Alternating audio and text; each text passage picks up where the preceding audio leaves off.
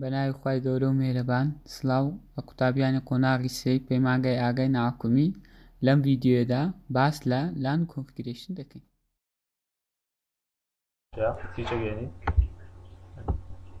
سویچە 24 پۆرتی هەیە، نووسا 24 بە سێریشیگەی 1 تا 24 هەیە. چەند کۆمپیوتەر گەێنین لە دیڤایسەکانە، 1 کۆمپیوتەر، 2 کۆمپیوتەر، لاپتۆپەکان، 3 کۆمپیوتەر. چی بکەین؟ بەستنەوەی ئەمانەیە بەیەکتریوە، بەستنەوەی کۆمپیوتەرەکان و کۆمپیوتەر و سویچەکەی بەیەکتریوە. چۆن ئەم بەستۆ بێکۆ لە ڕێگەی لەم بەشەیە، لە بەشی کۆنێکشنەکان کێبڵەکانمانەیە، جۆری کێبڵەکان. ئەمە ئۆتۆماتیکە کە چی پێویست بێ خۆی ئەوە هاتێ. چیترمانەیە ستریتمانەیە، ستریت بۆ بەستنەوەی دیڤایسە لێک جیاوازەکان. بۆ نمونە لێرە چیمانەیە کۆمپیوتەر و سویچ جیاوازن، بۆیە بە ڕێگەی ستریت دەبێت بیان بەستنەوە بێکەوە. کرۆسۆڤەر بۆ بەستنەوەی دیڤایسە لێکچۆکان. و ئەمانە تریشمان هەیە فایبەر ئۆپتیک فۆن، ئەوان ترمانەیە.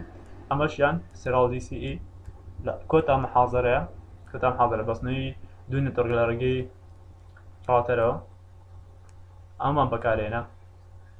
ئەمەشمان هەیە ئۆتۆماتیکی وەکوتان بە خۆی چی پێویست بێ ئەوە هاتێ، بەڵام مامۆستاوتی نابێت بەکاربێن لە ئیمتیحان. ئێمەش ئەو بەکار نایانین. لە ئەوەی کە خوێندومانە تەنها لە هەموو لە محاضەرەکان بەکارمان نابێت، تەنها ستریت و ئەمەیە سێراڵ DCE. سێراڵ DCEش لە کۆتایانەوە با بزانین. ئێستا ئەمە بەکارهێنین بۆ بەستنەوەیان.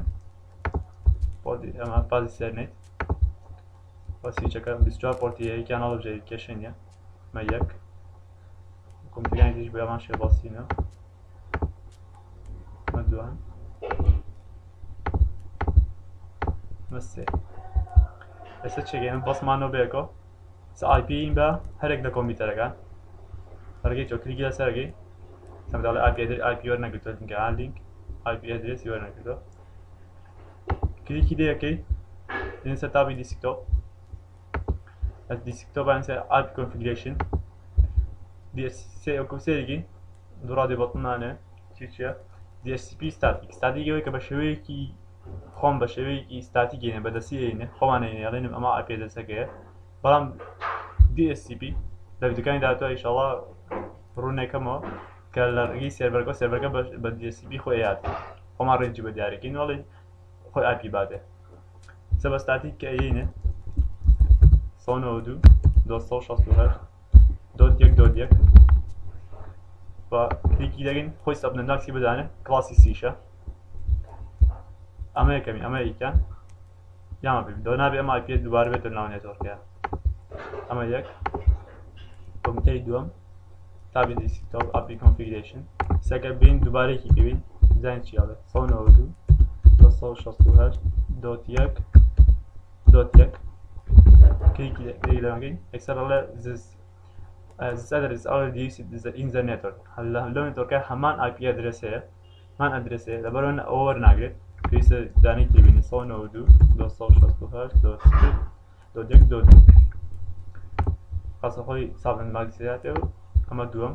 سێەم کۆمپیوتەری سێمیش IP کۆنفیگرێشن 192.1.1.3 سابن ماگسی هاتێ خۆی. ئەمە تاڵ داخل بینمانە ساوان کۆنێکت بوون بێکەوە. سەبۆی تاقیکەینەوە سەرکەوار کۆمپیوتەری کامێ یارێکی کامێ بەش سێنسە تابی دیسکتۆپ کۆمان پرۆمپێت باشە. لێرە چیەکەین پینگی بۆکەین تێستێکین پینگ جارێ بۆ خۆی 192.268.1.1 بۆ خۆی ریپلای 4 ریپلایمانێتەوە وەکەواتە ئەی کێشەی نییە.